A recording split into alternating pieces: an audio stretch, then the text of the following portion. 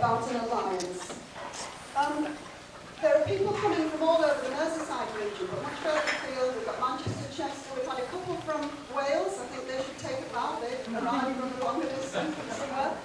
And we've got an additional person to the panel that I need to just say that Jane Corbett, thank you very much, Jane, for joining the panel. Very pleased to do that at the Councillors panel later on this evening.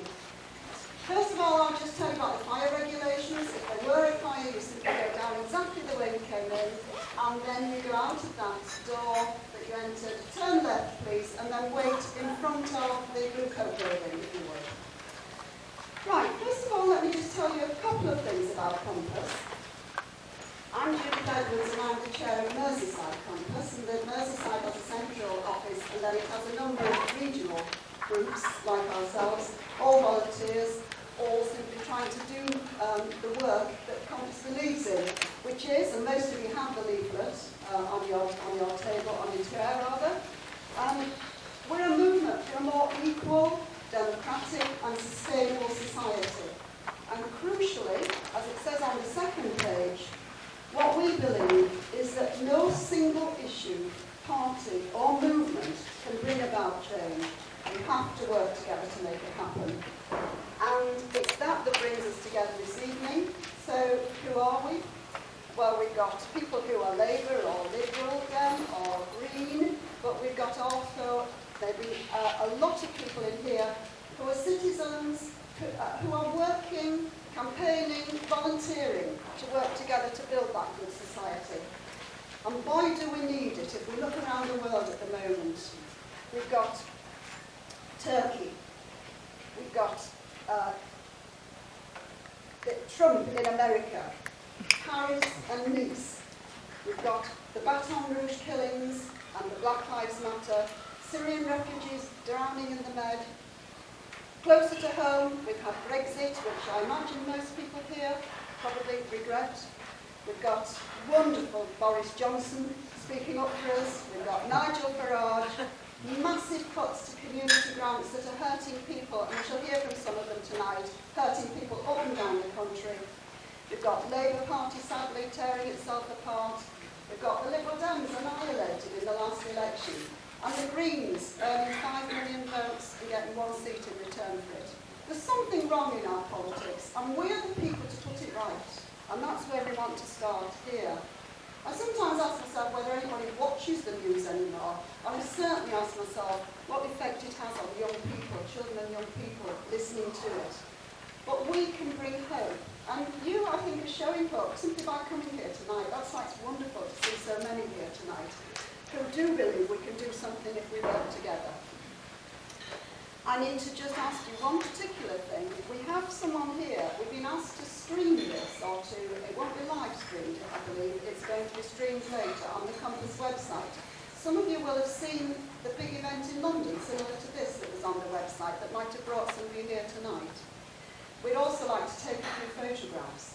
We wanted to say there might be someone here, a few of you, who don't feel comfortable about being in the line of the camera. And most of it will shine forward because we don't want to expose people if they don't want it. But if you prefer not to be in the line of the camera, we just suggest you are somewhere in that part of the room where you won't be online at all, and you may be more comfortable in that place. So just get up and move if you'd like to do that, and don't feel embarrassed about doing it, please. One last point then, there's enough screaming and shouting going on all over the place at the moment. In Compass, that isn't how we operate. We've come here to listen, respect one another. I'm sure we'll hear different views tonight. That's good, that's democratic. But we're going to listen respectfully to one another and show people how it ought to be done. So, that's my introduction, and I'm going to hand straight over to our first speaker this evening, John Harris. Many of you, I'm sure probably all of you know John Harris, one of the best journalists we have because he goes out and listens to people. So we're going to ask John to come and tell us what he's heard as he's been going around the country talking to people about their lives and the kind of society they want to see. Thank you, John. Thank you.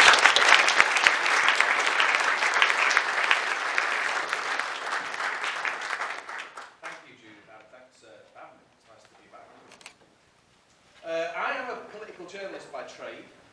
I write for The Guardian, and I also make videos in the company of a very talented filmmaker called John Domokos. And the political journalism that we do is a little bit different from most of the stuff that you see in newspapers and in the broadcast media, because it's really about how politics works or doesn't work in the real world. To give you a sense of how we work, when we hit town, when we go to a place, we don't wear suits, for a start. But we don't run up to people and say, excuse me, madam, how many voters before? And that's not what we do. We say, what's it like living here? How's the place doing? What would you like to see change? And when you do that, you get a much more kind of empathetic, detailed understanding of how politics works at the grassroots level.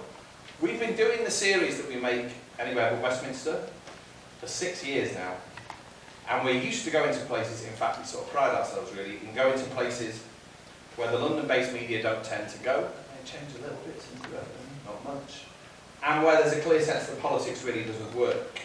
So when the European referendum came round, we sort of knew from the get-go where to go and what to do. The first place that we spent any substantial length of time was Stoke-on-Trent. Whereas anybody here probably knows, the city is defined by the decline of employment in the pottery industry, the sense that they've been left behind, and that somehow politics and economics, for that matter, have failed them. There was the first night we got there, I think it was the Thursday night, we were in Kidsgrove in the north of Stoke-on-Trent. We went out with a Labour MP called Ruth Smith. She said we were in the safest Labour ward in her constituency. They were all making the case for a Remain vote. Every door that we knocked on, bar one, I think where we saw a knock on about 20 or 25 doors, they were all voting Leave. Everybody was voting Leave.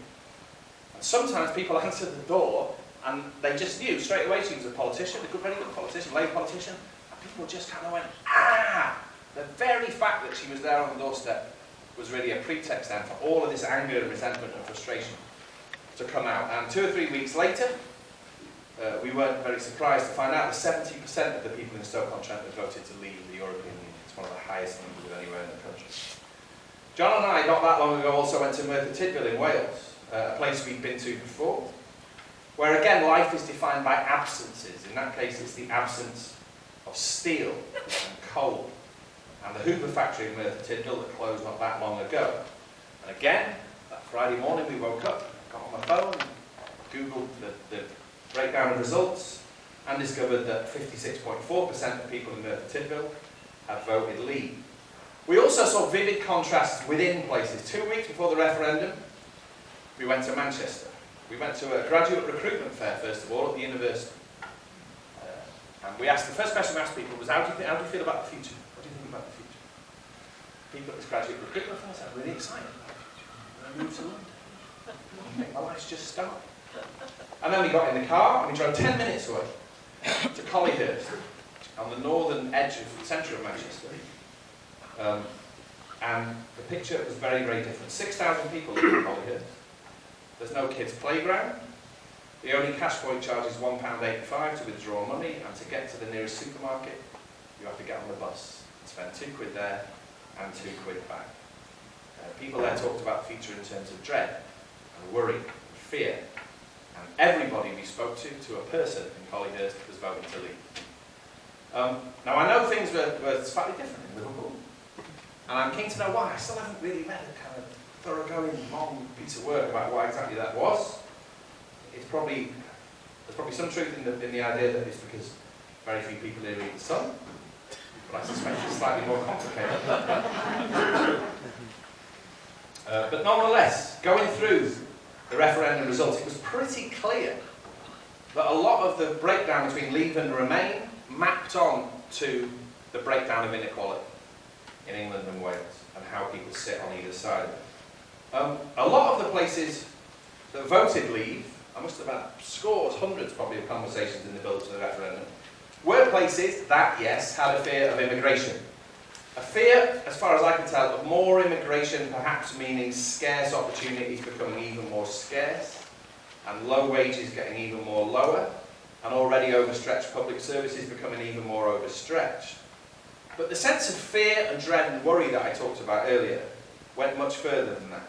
people talked about housing. Inside, I would say 2 sentences of every conversation I had with a working class Leave voter, housing would come up. People had an ingrained fear that their kids and grandkids wouldn't be able to get somewhere to live, that their living standards would continue to go down, and that they'd carry on being ignored. That was the sense, really, that fundamentally I had, of places that felt they were ignored. Now, all of a sudden, the predicament of these places suddenly might be fashionable to talk about. If you listen to Theresa May's first speech as Prime Minister, that's kind of definitely the direction she thought she was heading in. There are days when you can pick up even one of the newspapers that up to this point was barely interested in life beyond the M25, mentioning no names. And you can read these sort of sudden pieces they're running about Sunderland or South Wales or Newcastle, as if this is a new frontier somehow that the referendum has opened up. And it's time they all went, about 40 years too late, in my opinion. But anyway. Obviously, there's a story here that stretches back decades before the referendum. I've heard people on the left of politics lately talk about people and places that voted Leave in terms of austerity. As if austerity came along and that's what tipped people into voting to leave the European Union. But clearly it goes much, much deeper than that. Chiefly, it seems to me, it's about something we've barely talked about in mainstream British politics, and that's deindustrialisation. And what comes with it. The decline of community bonds, the decline of the trade unions, and 40 or 50 years of neglect. To live in a deindustrialised place is to live in a place that has been neglected. And actually, when you go to those places, whether they vote Leave or not, and you talk to people about austerity, as John and I did just before the last general election, we spent a week, just about, in Kensington in Liverpool. And we spent about a day in Kensington in London before we both felt so sick, we just wanted to go home. But when we were going around Kensington and Liverpool and talking to people about the cuts and austerity, there were people who had a very vivid understanding of that. There were a fantastic group of women, some of whom are here tonight, who were working to defend their children's centre. They knew what austerity meant. But a lot of people didn't. Because if you said to them, what do you think about the cuts, it had barely registered. One fellow we met, Steve Farragher, who some of you may know, runs the community radio station in Kensington, said austerity wasn't really an issue in Kensington, because Kensington, to coin a Liverpoolian phrase, had been on the bones of its arse for years anyway. Similarly, in Stoke-on-Trent, after Friday prayers at the mosque, we said to someone there, we talked to them about austerity, we talked to them about the idea that the referendum, if it was lost and if we left the European Union, might make life economically even worse. And they said to us in Cobridge and Stoke-on-Trent, couldn't be anywhere. We've got nothing to lose. You may recall that one of the Remain campaign's many idiotic slogans was "Don't risk it." Well, there ain't much to risk in Kensington or Cobridge or Merthyr Tydfil. They're places that have the condition that we all know, we're having very, very little to lose. And they're also places which politically have been ignored for years because of an issue that we've always thought of, wrongly in my opinion, as essentially a middle-class issue, our electoral system. Because it's funny, isn't it? Our deindustrialised places all tend to be safe seats, safe Labour seats in the main, and mainstream politicians for 30 or 40 years have averted their eyes from these places, and they've thought instead about an arbitrary selection of places that decide general elections. So don't think about Kensington and Cobridge and Merthyr Tydfil, think about Milton Keynes Central, think about Basildon, think about Birmingham Edgbaston. Very nice places, places where people tend to want the greatest public services in the world, but they won't pay taxes. Which is defining the sort of centre of our politics for too long. Now, it seems to me that politics here and all over the world, as Judith mentioned, is in a state of flux and confusion. You never know what's going to happen next. Boris Johnson is the Foreign Secretary. And in the midst of all this uncertainty, some people are suggesting that British politics, English and Welsh politics, I don't even know whether we can talk about British politics anymore, meaningfully, might be realigned along the same lines as the referendum, right? So you have on one side the Remain side, going for a sort of open, supposedly, vision of society, and on the other side, you have the Leave side. And that apparently amounts to a closed vision of the world, and that's the way that politics now ought to be organised. It's a point of view which it seems to me is streaked through with snobbery, but there we are.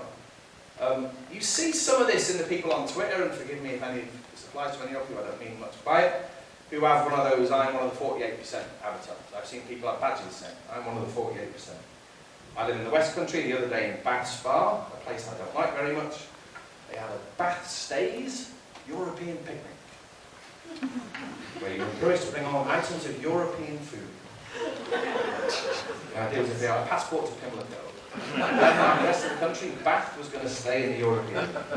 Let me tell you, the European Union is welcome to Bath's partnership. But that's the sort of mood that is around.